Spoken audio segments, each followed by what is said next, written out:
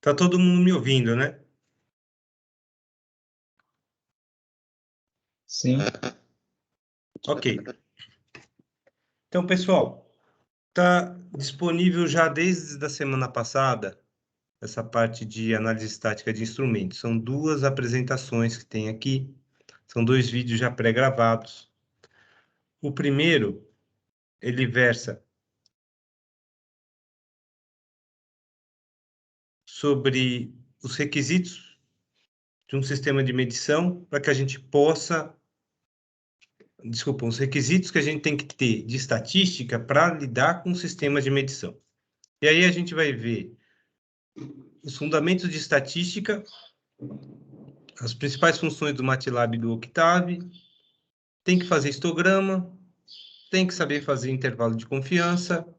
O critério de Chauvenet é usado para a gente retirar os valores que são espúrios, os outliers. Teste do Q² é para avaliar se uma determinada amostra tem um conjunto de dados seguindo uma função densidade e probabilidade normal. O pessoal da mecatrônica vai aprender em simulação de sistemas automatizados outras funções de densidade e probabilidade, como exponencial, triangular, uniforme. Mas para a gente, em instrumentação, a gente só precisa conhecer a normal, só vamos trabalhar com a normal. A análise de regressão serve para a gente pegar os dados coletados, encontrar uma função matemática que seja aderente a esses dados. O teste do Q² também serve para isso, para a gente ver se essa análise de regressão está adequada ou não. E pode ser uma reta, uma parábola, pode ser uma função de grau n, não importa. O importante é que a gente consiga coletar os dados, encontrar uma função matemática aderente àqueles dados, para que a partir daí a gente possa simular o sistema usando uma função matemática e não dados coletados experimentalmente. Isso aí tem muito a ver com a parte de análise de experimentos mostrada na introdução, que a gente tem uma análise teórica e uma análise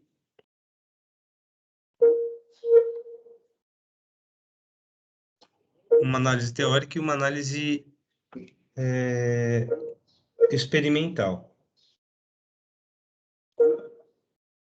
Vocês estão me ouvindo, gente? Porque eu estou com 2 computadores e um deles começou a dar problema. Acho que Estou voltou. ouvindo, sim.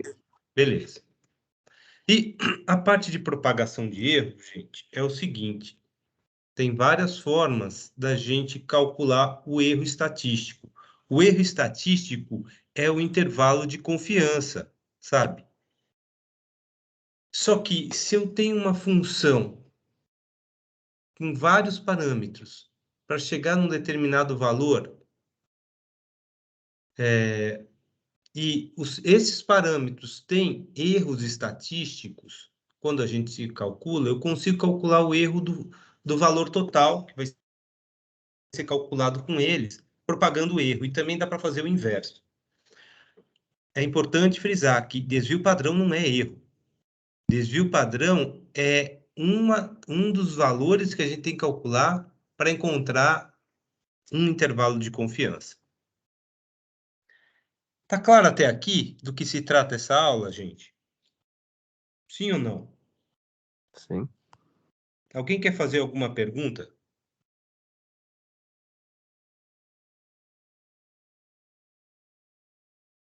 Bem, a gente tem várias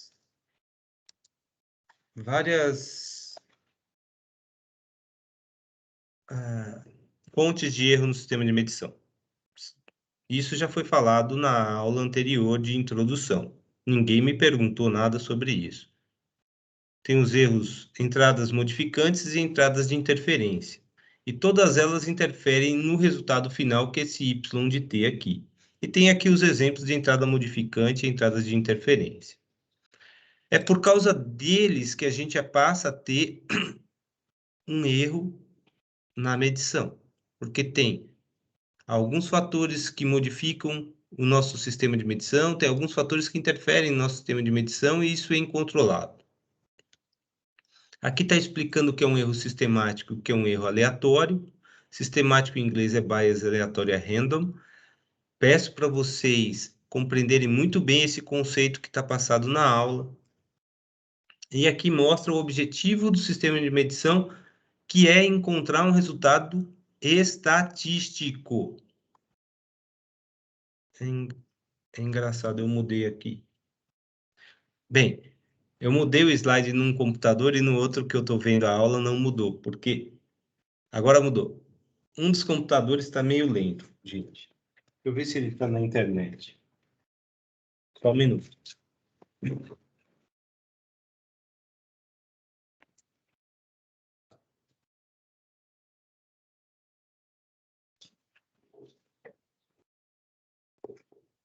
O mais engraçado é que esse computador que está atrasando, ele está na internet a cabo. E o que não está atrasando é que está usando a internet sem fio. Então, é encontrar a média e o seu intervalo de confiança o objetivo no sistema de medição. E para isso a gente vai fazer uso de filtragens das medidas e das coletas dos dados e também uma análise estatística para a gente chegar nesses resultados. O que está mostrando nesse slide é que a probabilidade de um valor está entre menos infinito e a média é igual à probabilidade do valor da amostra estar entre a média e mais infinito. É isso que está mostrando aqui nessa equação, que a probabilidade de um valor estar menor que a média é igual à probabilidade de um valor estar maior que a média. Onde y é 0 é o valor médio das medidas. Faz com que tenha 50% de chance de ficar desse lado e 50% de chance de ficar desse lado.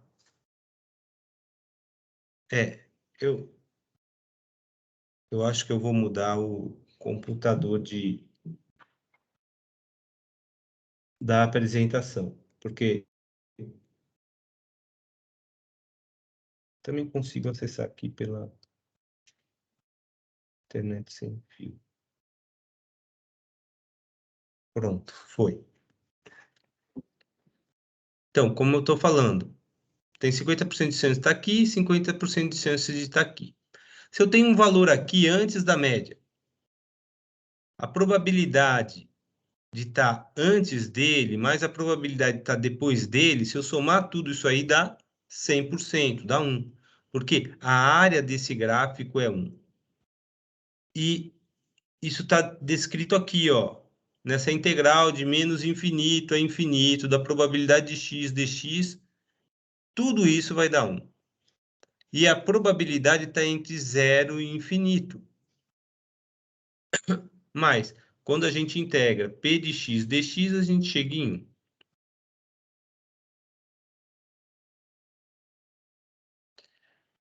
E aqui está mostrando como é que a gente faz uso dos valores tabelados. Olha, se eu tenho essa área achurada aqui de Z1, chamado de φ de Z1, se eu pegar e a média for 0, se eu pegar menos Z1, essa área achurada vai ser igual a 1 menos toda essa área aqui, é o que está colocado aqui. E a área entre os dois vai ser igual a 2 vezes esta área menos 1. E isso a gente vai chamar de alfa. Alfa é uma confiança estatística. E a gente vai buscar o Z1 e o menos Z1, não por uma média zero, mas para a média correta, com uma probabilidade de confiança estatística de 95%. Ou seja, quando é que eu tenho qual é esse intervalo aqui em que eu tenho 95% dos casos? E isso é o intervalo de confiança. É importante que isso esteja claro para vocês e vocês vão assistir isso na aula. Eu não vou dar a aula inteira aqui, Eu estou mostrando para vocês que essas informações geralmente vêm tabeladas. E aqui, o sistema está normalizado, onde a média foi zerada.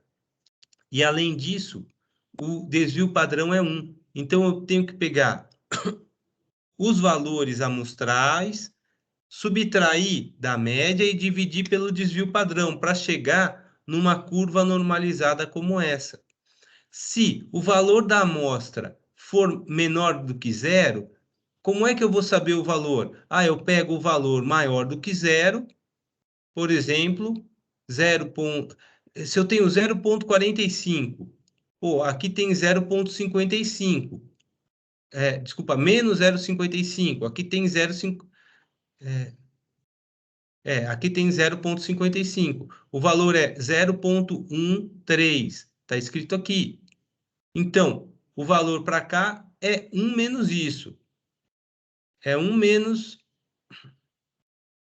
Desculpa, o valor de Z é 0,13. Está aqui. A área está aqui, 0,5517. Se eu tiver um Z de menos 0,13, é 1 menos esse valor de 0,55. E assim a gente consegue calcular os valores dessas áreas. Por que o valor dessa área é importante? Porque eu tenho um número total de amostras. E aqui está falando qual é a probabilidade dos valores que seguem uma função densidade de probabilidade normal estarem menores do que esse valor. E assim eu consigo avaliar se o valor que eu amostrei está seguindo ou não uma curva normal. Mas a gente faz outros cálculos para isso. Aqui está mostrando uma outra função densidade de probabilidade, que é a uniforme. Aqui mostra quais são as equações no MATLAB e Octave. Está mostrando aqui a diferença de um desvio padrão com valor 1 e outro com valor 2, no intervalo de menos 3 até 3, de 0,1 em 0,1. E aqui a probabilidade acumulada mostra que a função inversa da probabilidade, que é justamente o intervalo de confiança usando a função norm-inv. Como é que se faz os histogramas? E isso eu estou explicando melhor para vocês na aula. Se tiver dúvida sobre como faz histograma, na quarta-feira a gente tira essas dúvidas. Como é que faz a função acumulada? E aqui, uma coisa eu ter uma amostra, outra coisa eu ter N amostras, tá vendo? Tem um conjunto da primeira amostra, o conjunto da segunda amostra, o conjunto da terceira, o conjunto da enésima amostra, cada uma com uma média e com desvio padrão. E aqui mostra como é que a gente vai fazer o cálculo da média das médias e o média do desvio padrão, e como é que a gente calcula o intervalo de confiança quando a gente conhece a função densidade, quando a gente não conhece a função densidade de probabilidade, quando a gente não conhece o desvio padrão. E o que é o critério de Chauvenet, que é como é que a gente vai remover as amostras de valores dispersos ou espúrios. E a gente aplicando o critério de Chauvenet, a gente consegue retirar valores espúrios sem interferir no resultado estatístico. E são todos os valores que têm um desvio maior do que esse DR0, tá? O que é esse DR0? DR0 é um valor tabelado, já vai aparecer para vocês, que está no slide seguinte, no slide 30, que mostra que se determinado valor de desvio da média sobre o valor amostral menos a média dividido pelo desvio padrão para 7 amostras for maior que 1,83, eu descarto. Para 10 amostras for maior que 1,96, eu descarto. E só vou trabalhar com a amostra que tiver um desvio, ou um DR, menor do que 1,96. E aí, o que eram 10 amostras passou a ser 9. Eu tenho que refazer todos os cálculos de média, desvio, intervalo, amostral, dentre outras coisas. O teste do Q quadrado vai ver se a função densidade de probabilidade que a gente está usando pode ser a função densidade de probabilidade normal. Essa é a fórmula dele. e a gente trabalha com uma tabela. E aqui eu estou mostrando como é que a gente faz o teste do Q quadrado no MATLAB. Aqui tem um exemplo de um histograma, são 6 classes, quanto a gente percebeu na amostra real, quanto deveria ser percebido teoricamente, e qual é o desvio quadrado disso daqui, e a soma disso dá esse valor. Esse valor dessa soma tem que ser menor que um valor tabelado.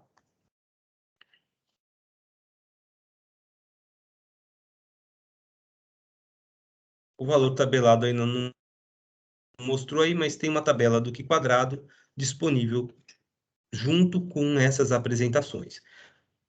Por que que é importante vocês lerem verem essa apresentação, seguirem esse slide? Porque aqui está toda a base estatística que a gente vai usar na disciplina durante todo o semestre.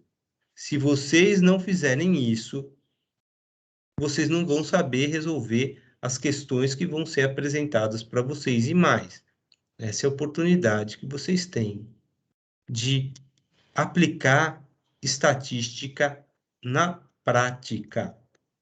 Tem várias formas de aplicar isso.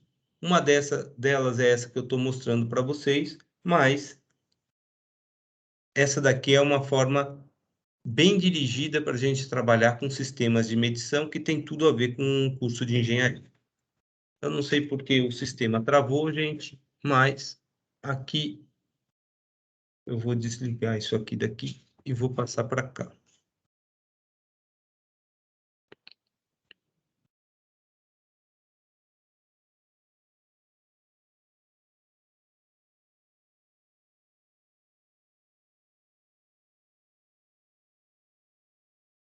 Na introdução.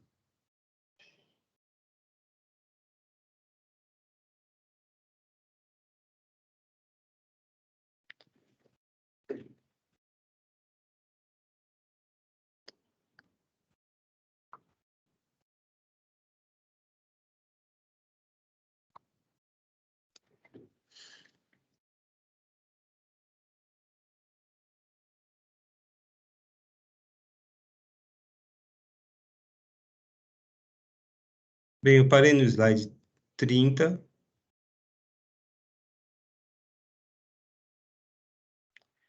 Essa não é a aula, gente. Essa daqui é só uma breve explanação do que vocês vão ter.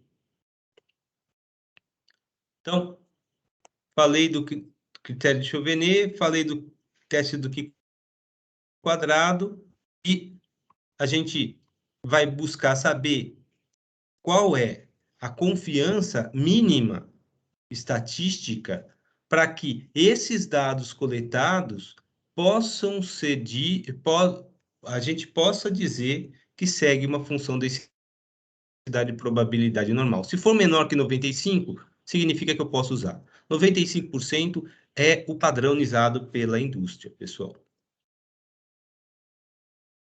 É que fala das funções e como é que elas funcionam no MATLAB e Octave. A parte de análise de regressão, a gente usa o Polyfit ou o Polyval, Polyfit e Polyval, ou a gente vai usar a função regress. E aqui está mostrando como é que se faz isso. Tá? Primeiro Polyfit e Polyval, depois a função regress. Tem análise de regressão múltipla, quando a gente tem inúmeras entradas por uma saída, e também dá para usar, aí nesse caso, só dá para usar a função regress. E a parte de propagação de erro, onde se eu tenho um valor de y igual a uma somatória de diversos parâmetros, tá? É uma função do parâmetro x1, x2, xn, cada um com seus erros estatísticos. Y vai ter um erro ΔY, e a gente consegue calcular o ΔY pelos erros de cada parâmetro, multiplicado pela derivada parcial deles em função a esse parâmetro, e também dá para calcular o erro relativo. E aqui também dá para calcular, dado o ΔY, qual seria o valor mínimo do erro de ΔX. Mas isso daqui acredita que cada parâmetro tem a mesma influência no valor do erro final de y. E também tem a propagação de erros para o desvio padrão, quando a gente tem somas ou subtrações, multiplicações, divisões, exponenciações, e tem um exemplo aqui para o erro do desvio padrão, tá? Essa daqui é a primeira apresentação, ela termina aqui, no slide 46. Quero perguntar se está claro aí o que é que está sendo falado aqui, gente, se vocês estão com alguma dúvida. Tudo bem até aqui? Tinha, na verdade, eu fiquei com uma dúvida na parte do teste de quadrado. Pode falar. A gente vai considerar, tipo, a hipótese válida se ele for menor que 0,95 ou se ele for maior que 0,95? Eu não entendi isso. Ó, o teste do Q quadrado, a gente vai fazer aquela XE menos XO, quer dizer, qual seria o valor esperado teoricamente menos o valor observado. A gente vai levar isso ao quadrado e vai dividir isso aí pelo valor do valor esperado teoricamente. Dependendo do número de graus de liberdade, e aí o número de graus de liberdade, o número de classes do histograma, menos o número de parâmetros que a gente está usando para estimar isso daí. Na função densidade e probabilidade normal, a gente faz uso de dois parâmetros, média e desvio padrão. Então, é o número de classes menos 2, que é o número de parâmetros que eu estou usando, menos 1, que é uma constante. Se eu tenho 10 classes, então menos 2 dá 8, menos 1 dá 7, e se eu quiser trabalhar com 95% dos casos, eu vou trabalhar com 1 menos isso dá 0,05, eu tenho que ter um erro máximo de 14,06 nessas somas. Se essa soma ultrapassar 14,06, significa que eu tenho mais erros do que esperado.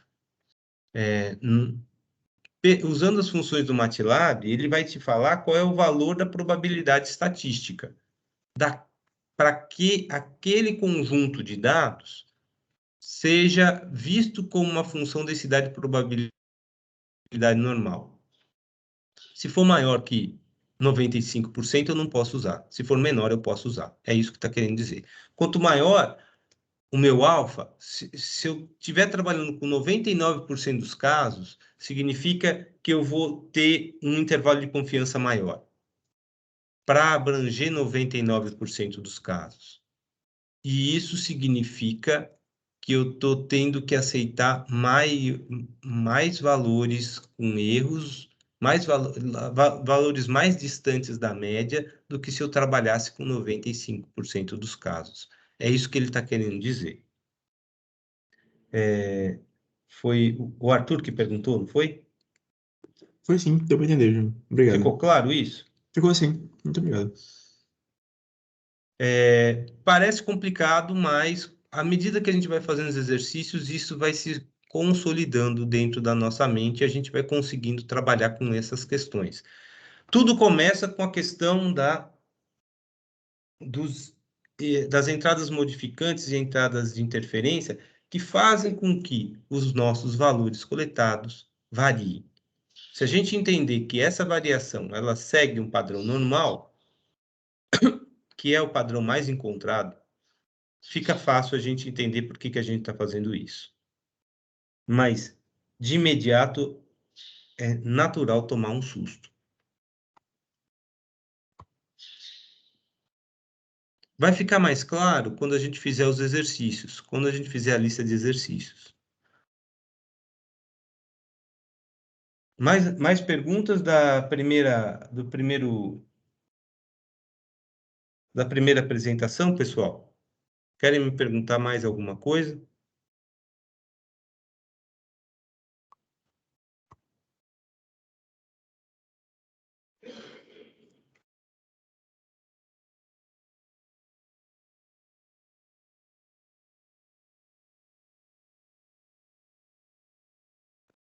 Tá tranquilo, só relembrar as coisas de estatística do primeiro período, que já foi difícil, mas recupera isso aí. Tá, tenho certeza que vão recuperar, sim.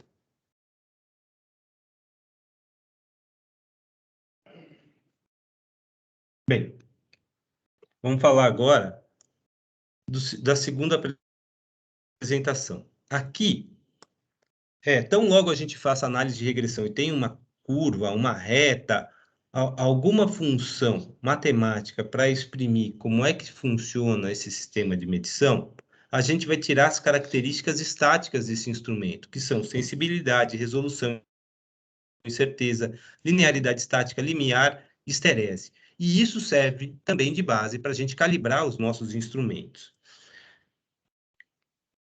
Além dessa apresentação, a apresentação de análise dinâmica de sistemas de medição é a base de todos os trabalhos práticos que a gente vai fazer aqui.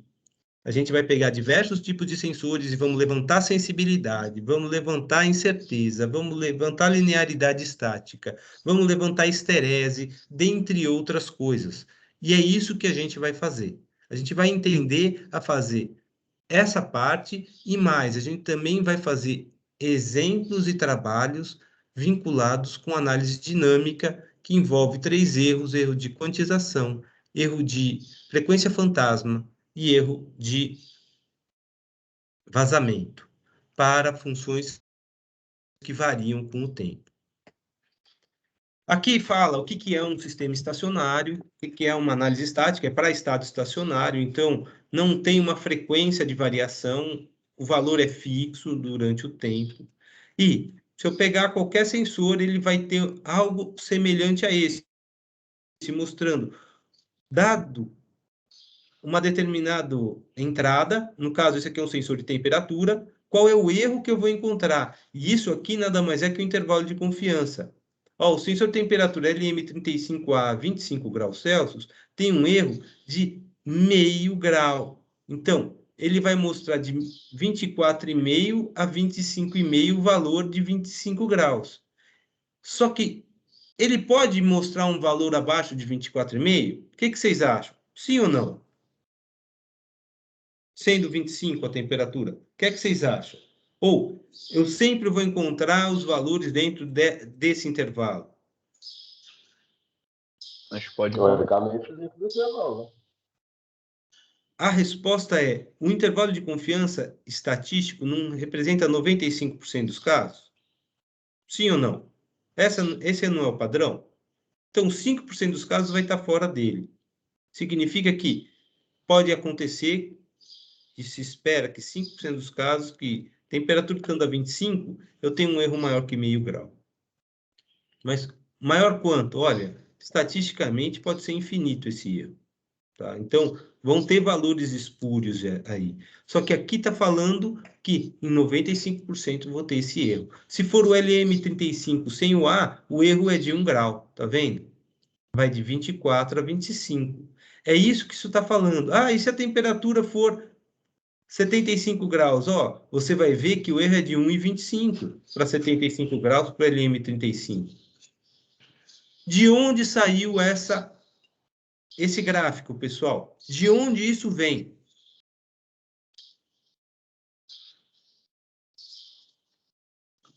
Como é que a Texas Instruments é capaz de me passar um datasheet com esse tipo de informação? Teste de calibração? Não só teste de calibração, mas um monte de análise experimental que foi feita em cima desse sensor. Então, tudo isso que eu estou falando para vocês é o métier, ou seja, é o trabalho corrente de qualquer indústria de sensores.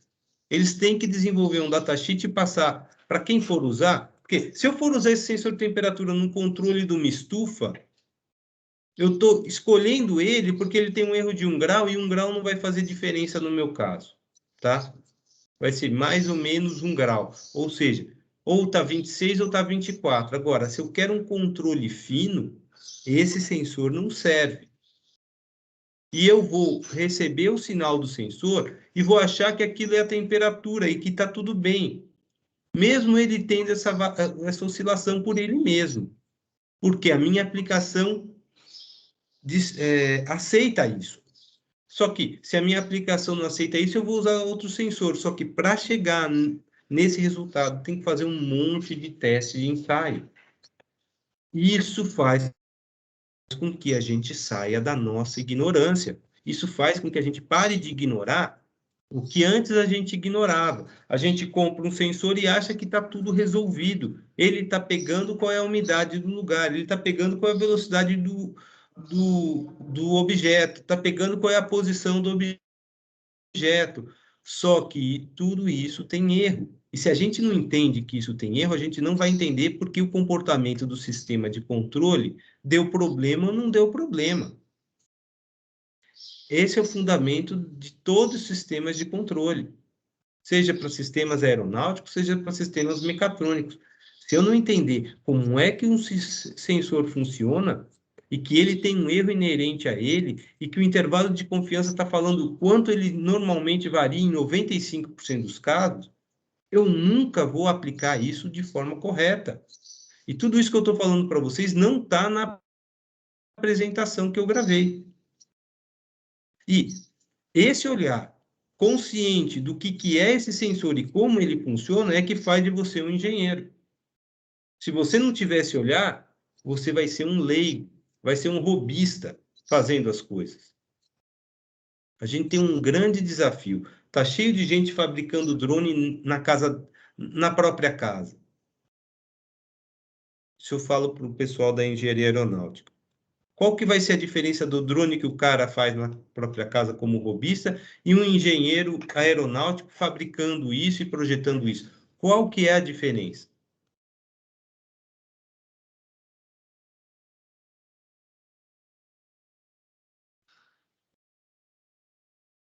Por que vão preferir de um engenheiro aeronáutico a de um robista? Onde está o valor de um cara formado em engenharia? Onde está? Porque se for só uma questão técnica, a gente está com um curso totalmente errado. A gente devia estar ensinando vocês a tornear, a fresar, a fazer retificação de peça, fabricar placa PCD, sabe? Do que ficar fazendo conta. Por que eu estou ensinando vocês a fazer conta? Alguém pode me responder isso? Eu acho que é para a gente conseguir menos erros. A gente fazer em casa, beleza, fez um drone, ele saiu voando. Agora você ser engenheiro, você faz um drone, você controla ele na altura que você quer que ele fica. Vai bater um vento, ele não vai sair sendo jogado por causa que o vento bateu. Você tem um controle você sabe que ele vai receber uma rajada de vento ali.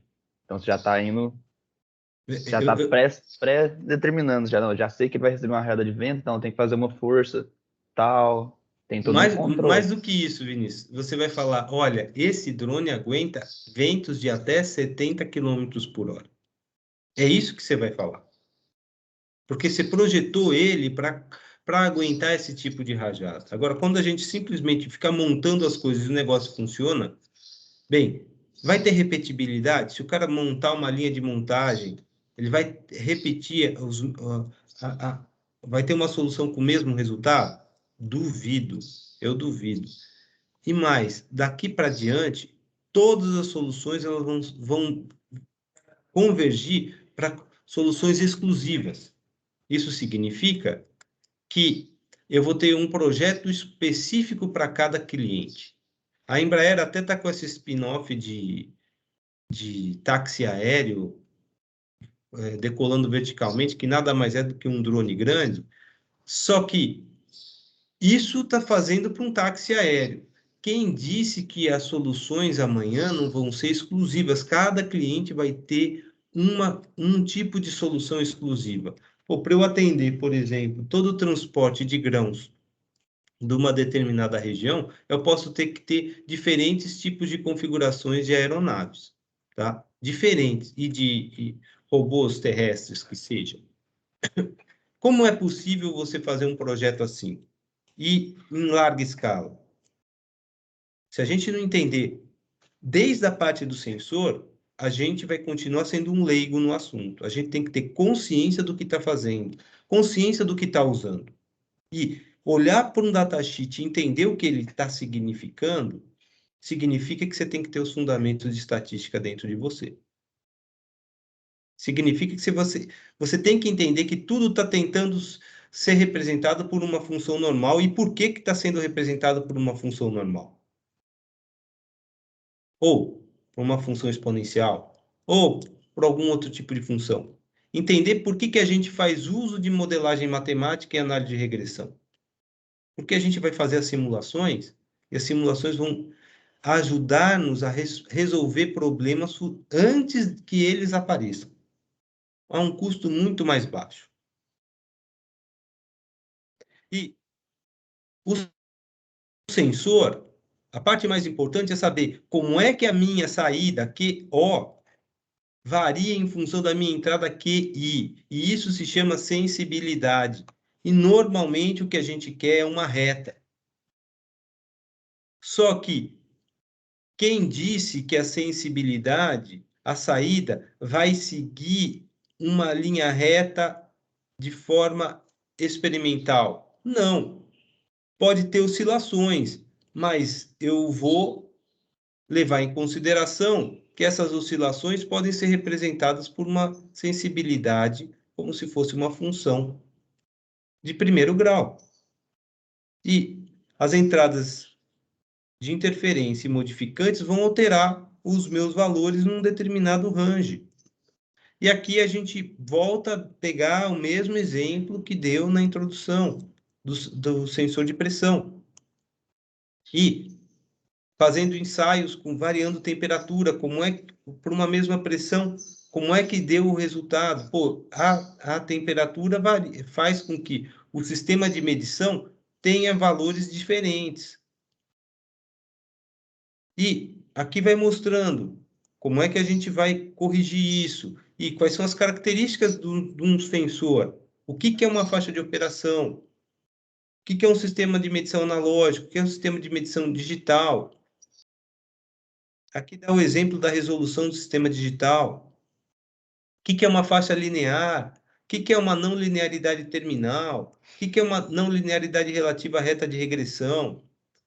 O que é uma porcentagem do fundo de escala na saída do meu sistema em função do valor da entrada? E o que, no fundo, é a resolução do meu sistema de medição?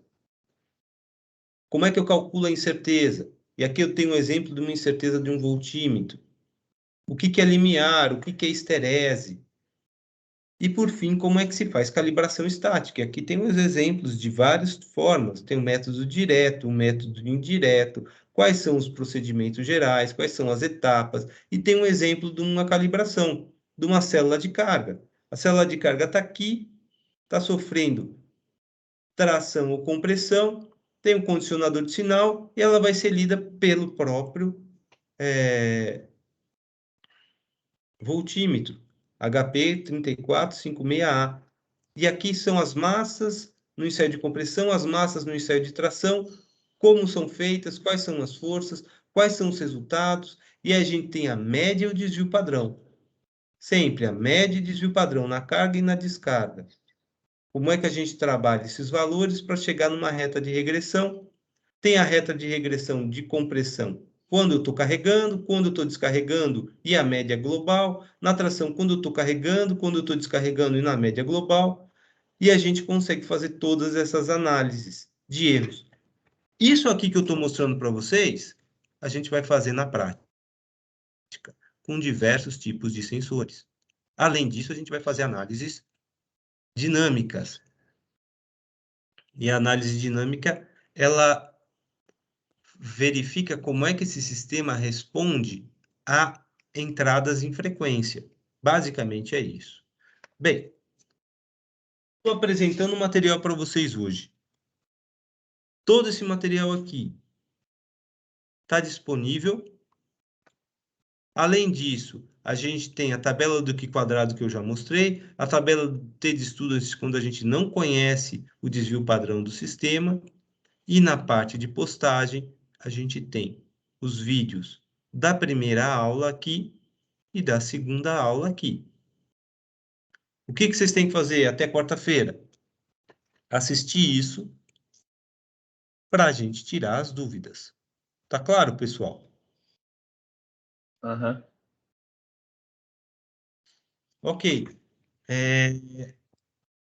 Só mostrar para vocês que eu estou seguindo o plano de ensino. Serve para todo mundo, exceto para a disciplina prática da mecatrônica. Estou abrindo da mecatrônica, mas podia ser da aeronáutica. São muito parecidos. Na verdade, só muda o nome do curso. Até o mesmo período ele está. E a gente tem, na aula de hoje, a disponibilização do material de análise estática de instrumentos. No dia 21, a gente tem o esclarecimento de dúvidas sobre esse material. Na segunda-feira que vem, eu vou apresentar a lista de exercícios e disponibilizar análise dinâmica de instrumentos para vocês.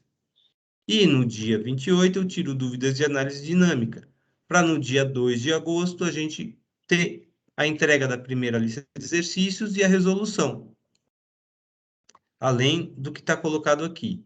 Só recordando que a primeira aula prática vai ser na semana que vem, a partir das 2h50, tá? Então, essa semana a gente ainda não tem aula prática. Ok, pessoal? Beleza. Alguém tem alguma dúvida sobre a aula de hoje?